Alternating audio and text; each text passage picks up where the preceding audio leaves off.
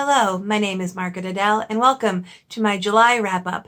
I did fairly well this month. I didn't read as many as I read in June, but I didn't read a lot of graphic novels, and I actually read a couple nice, chunky books. I realized that I can up the amount of pages I've read, although I don't know how much longer that's going to last, because once I go back to work, I'm probably going to get burned out a lot quicker. So I'm going to enjoy it while it lasts. Like usual, I'm going to be talking about my review books first, talking about them very briefly, and then I will have the link to their review videos in the description below if you want to check those out. First up, I had Dragon Faded by Cara Lockhart and Cassie Alexander. This is the third in the Prince of the Other Realms series, all about a young Asian nurse that falls in love with a dragon shifter who is also like kind of a prince. And they have to navigate both their feelings and a growing struggle with this other realm and these kind of interdimensional shifts. Loved it, very steamy, highly recommend. Up next, and I only say this word because it is in the title of the story, and that is Gypsies, Tramps, and Ouia by El Boca. This is an urban fantasy set in Paris. I will give a lot of warnings that there is a lot of racial stereotyping in that book, but if you're interested to learn more, you can check out the review. Up next was my most anticipated book of the summer, and that is Plague Arcanist by Shami Stovall. This is the fourth in the Frith Chronicle series and is hard to synopsize because it deals a lot with the big reveals of the third book, but I continue to love it, so there will be both a review and a reading vlog for this one in the description. The next review book is Out of the Pantry by Ronnie Robinson. This is a memoir of the author's struggle with compulsive overeating, both figuring out that it was the thing that exists and overcoming it. I highly enjoyed it. I think it was very informative with a lot of good resources, and if you have been interested to read more about this specific kind of eating disorder, content warnings of course, I highly suggest you check it out.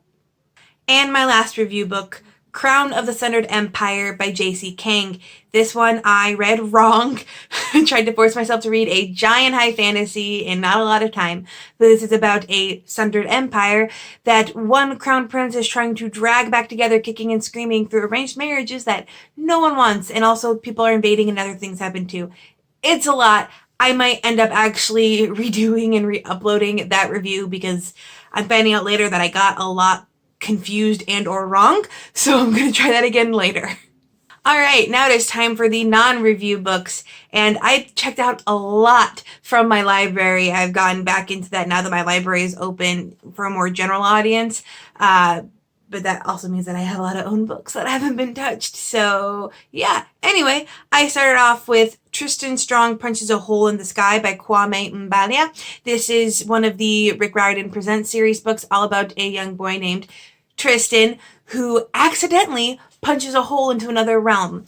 I loved this book because it was a mix of both the African diaspora folklore with the likes of Anansi, but also had a lot of characters and folklore from African American culture, like John Henry. And ever since I saw that one little like Disney's animated hero section in elementary school, and I knew that John Henry was in this book, I needed it so bad. This is the second Rick Riordan Presents books I've read, and I'm a big fan.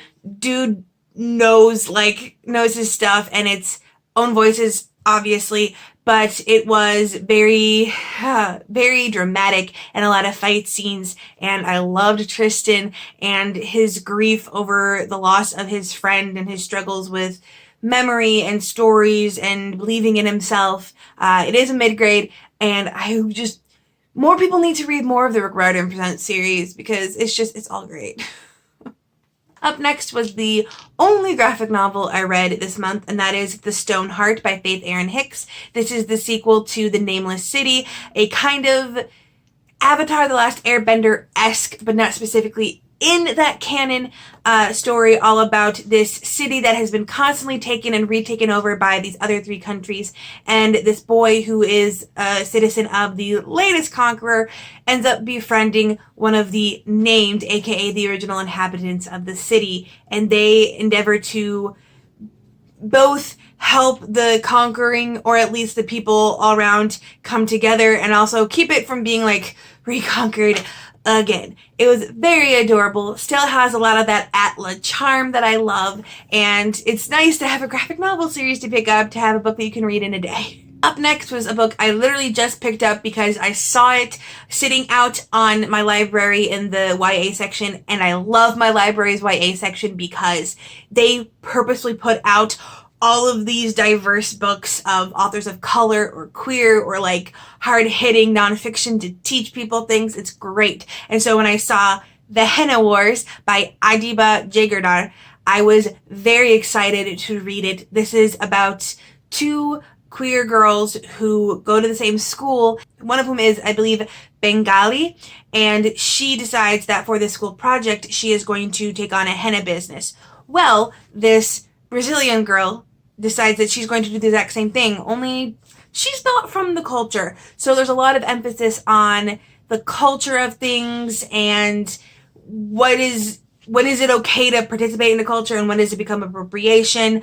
For me, the romance actually took kind of a back seat. I actually preferred the protagonist discussing things like her struggle with her family and to become accepted by a Muslim culture, and that actually hit me more than the romance. The romance was really cute. I'm not saying it's bad. It's still good. It was just, for me, a good side part to the meat of it. But I am still very happy that I read it. I believe it is fairly well known on BookTube, and I would highly recommend it, especially if you want to diversify your reading a bit more. Up next was The Forbidden Library by Django Wexler. I had originally picked this for a readathon that I ended up not partaking in because someone else had suggested it to me. I've read The Shadow Campaigns by Django Wexler. It's actually one of my favorite adult fantasy series, so I was excited to read another one of his books. This is a mid-grade, but it kind of feels like a mid-grade.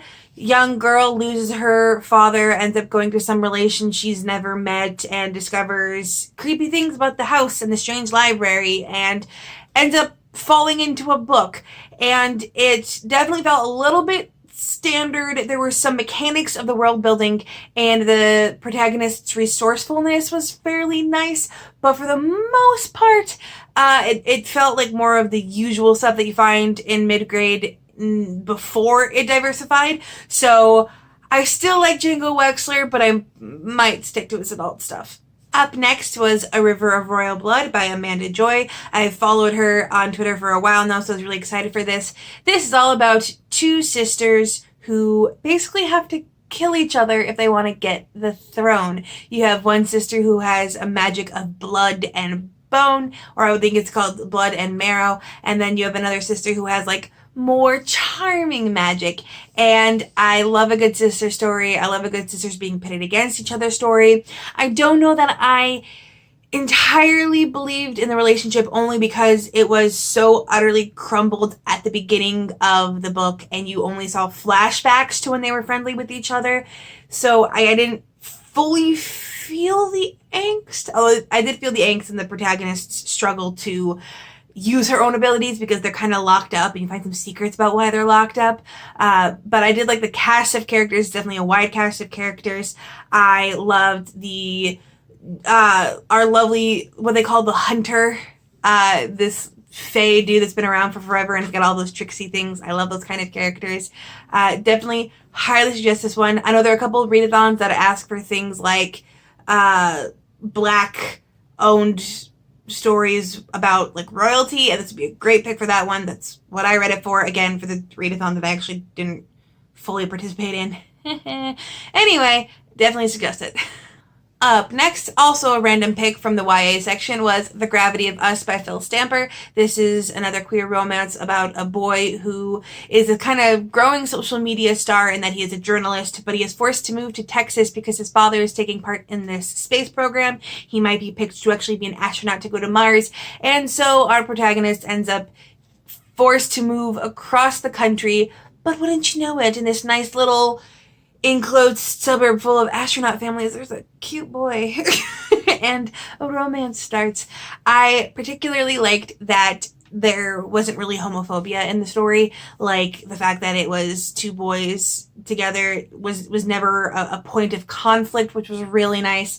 And a large like a larger portion was more on our protagonist's ability to continue doing what he's doing, and this reality show that's following the astronauts and their families and how they're really shady, and there's a lot of emphasis on things like depression and how to manage it, or anxiety and how to manage it, and I loved all of that representation, and it was an adorable romance. It was so cute. I was actually talking to Elizabeth from Lizzie Creative, and she was like, I saw you liked it.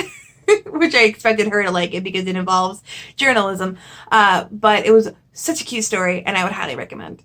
And the last one, I am actually currently reading this as I film this, but I'm pretty sure I'll be done by the end of today. And that is Love and Other Wild Things by Molly Harper. This is the sequel to How to Date Your Dragon. It is the sequel in the Shifter series because I love Shifter books. It is all about yet another person from this league meant to hide the existence of shifters from humans coming to this small town in Mystic Bayou to examine what is known as the Rift, or basically this hole in space-time that's letting magic seep through and somehow changing humans into shifters. I, so far, am enjoying it. It's very cute. This one jumped into sex a lot faster than they usually do, but I still love this series, and shifter romances in general continue to be supreme. And that is all for the month of July. I'm really happy that I got a lot read. I'm really happy that I've read a lot of diverse books. I didn't read as much hard nonfiction as I was hoping for. I did read that one memoir, but I want to jump into a little bit more. I also want to jump hardcore into indie books because August is Indie August, and I kind of forgot about it until like 2 days ago, so I'm kind of scrambling to come up with things. But if you want to see what I do come up with, subscribe and stick around. Regardless, if you've read any of these books or any other good books in the month of July, please let me know down in the comments below. And with nothing else to say, I hope you have a wonderful day and a marvelous tomorrow.